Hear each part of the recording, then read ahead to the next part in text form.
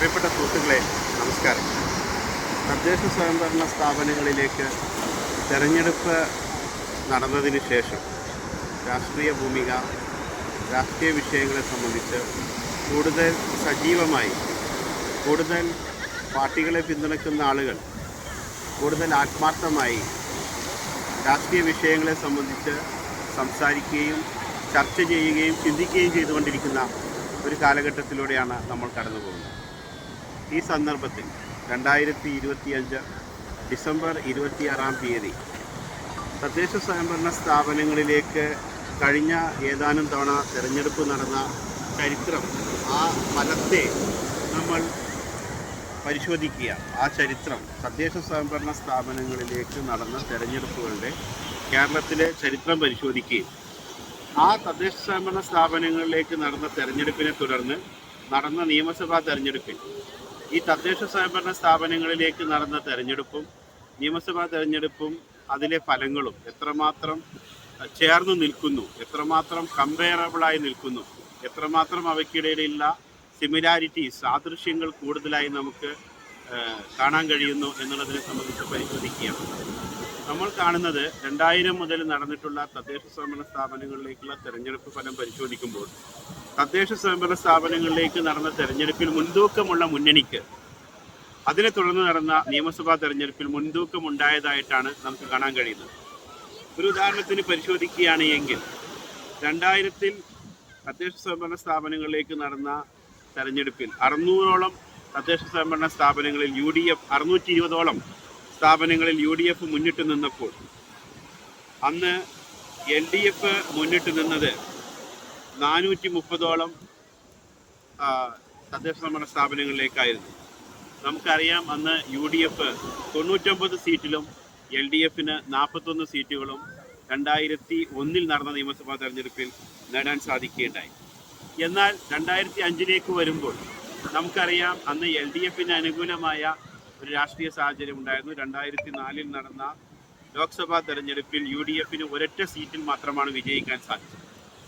ആ തവണ 2005-ൽ നടന്ന തദ്ദേശ സ്വയംഭരണ സ്ഥാപനങ്ങളിലേക്ക് നടന്ന തെരഞ്ഞെടുപ്പിൽ LDF 720ഓളം തദ്ദേശ സ്വയംഭരണ സ്ഥാപനങ്ങളിലെ തെരഞ്ഞെടുപ്പ് വിജയിച്ചപ്പോൾ UDF 430ഓളം തദ്ദേശ സ്വയംഭരണ സ്ഥാപനങ്ങളിലേക്കാണ് വിജയിക്കാൻ കഴിഞ്ഞത്. എന്നാൽ നിങ്ങൾ 2010-ലെ ചരിത്രം നോക്കും. UDF 590ഓളം തദ്ദേശ സ്വയംഭരണ 590ഓളം തദ്ദേശ സ്വയംഭരണ സ്ഥാപനങ്ങളിലേക്ക് 2010-ൽ UDF വിജയിച്ചപ്പോൾ LDFന് അന്ന് വിജയിക്കാൻ സാധിച്ചത് 500ഓളം തദ്ദേശ സ്വയംഭരണ സ്ഥാപനങ്ങളിലെ ഭരണമാണ് അവർക്ക് പിടിക്കാൻ സാധിച്ചത്.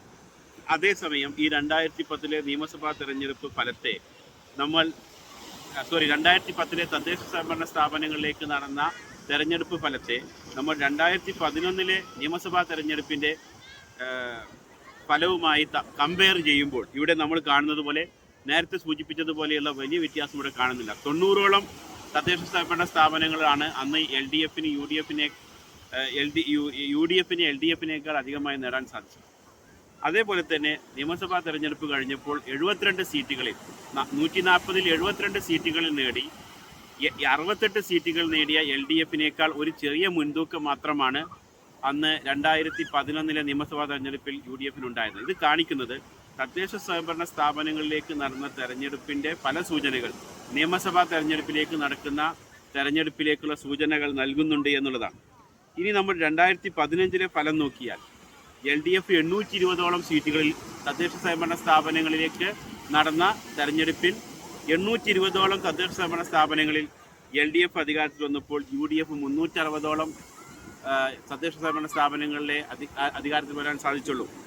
അതിനെ തുടർന്ന് നടന്ന 2016-ലെ നിയമസഭാ തെരഞ്ഞെടുപ്പിൽ നമുക്ക് കാണാൻ സാധിച്ചത് LDF 91 സീറ്റ് നേടുന്നതാണ് നമുക്ക് കാണാൻ കഴിഞ്ഞത്. 2016-ൽ LDF 91 സീറ്റും UDF 48 സീറ്റും BJP അല്ലെങ്കിൽ NDA 1 സീറ്റും അന്നത്തെ നിയമസഭാ തെരഞ്ഞെടുപ്പ് 2016-ൽ നേടുകയുണ്ടായി. വലിയ ഒരു മുന്നേറ്റം LDFന് തദ്ദേശ സ്വയംഭരണ സ്ഥാപനങ്ങളിലേക്ക് ഉണ്ടാകുമ്പോൾ നിയമസഭാ തെരഞ്ഞെടുപ്പിലും വലിയൊരു മുന്നേറ്റം ഉണ്ടായതായി നമ്മൾ കാണുന്നു. 2020-ലെ കാര്യം നമ്മൾ നോക്കുമ്പോൾ 760 സീറ്റുകളിലാണ് അന്ന് തദ്ദേശ സ്വയംഭരണ സ്ഥാപനങ്ങളിലേക്ക് നടന്ന തെരഞ്ഞെടുപ്പിൽ LDFന് മുൻതൂക്കമുണ്ടായത്.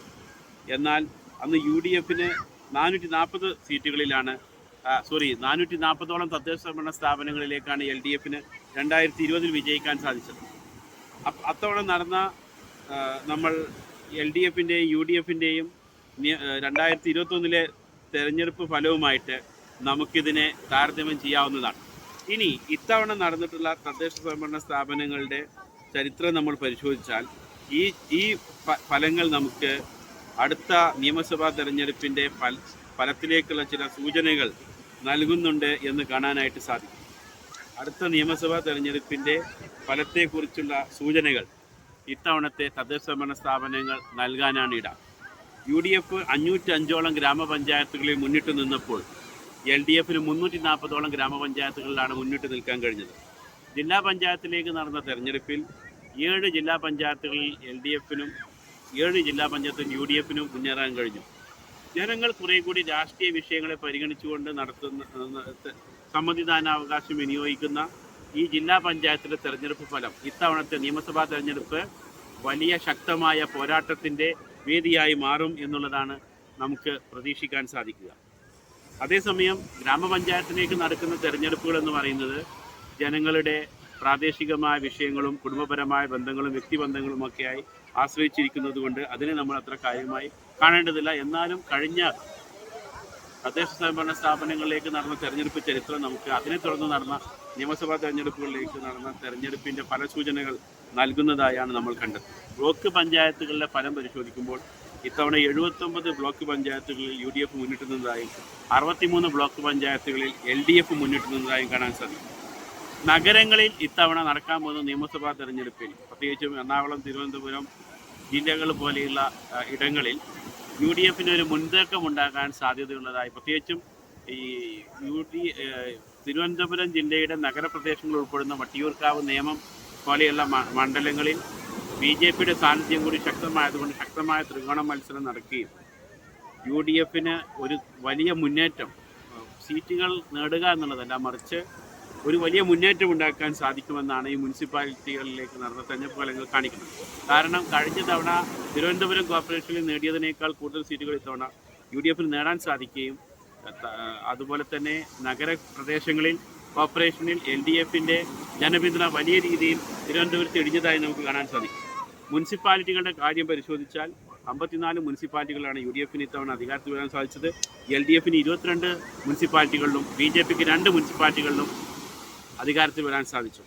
ഇത് തീർച്ചയായും നമുക്ക് നൽകുന്ന ഒരു സൂചന LDFോ UDFോ ആരധികാരത്തിൽ വന്നാലും 2011 പോലെയുള്ള ഒരു നിയമസഭാ തെരഞ്ഞെടുപ്പ് ഫലം ഇത്തവണ ഉണ്ടാകാനാണ് സാധ്യത. ഏത് മുന്നണി അധികാരത്തിൽ വന്നാലും അവർക്ക് തൊട്ട് അടുത്ത് നിൽക്കുന്ന പ്രതിപക്ഷ മുന്നണിയേക്കാൾ 5 സീറ്റുകളിലേക്കാൾ കൂടുതൽ, മാക്സിമം ഒരു 5 to 10 സീറ്റ്സിനേക്കാൾ കൂടുതൽ നേടാൻ സാധിക്കുകയില്ല എന്നും BJP 1-2 സീറ്റുകളിൽ വിജയിക്കാനിടയുള്ള ഒരു സാധ്യതയാണ് നിലവിൽ കാണുന്നത് എന്നും നമുക്ക് മനസ്സിലാക്കാൻ സാധിക്കുന്നു. കൂടുതൽ തെരഞ്ഞെടുപ്പ് വിശകലനങ്ങളുമായി നമുക്ക് വീണ്ടും കാണാം. നന്ദി, നമസ്കാരം.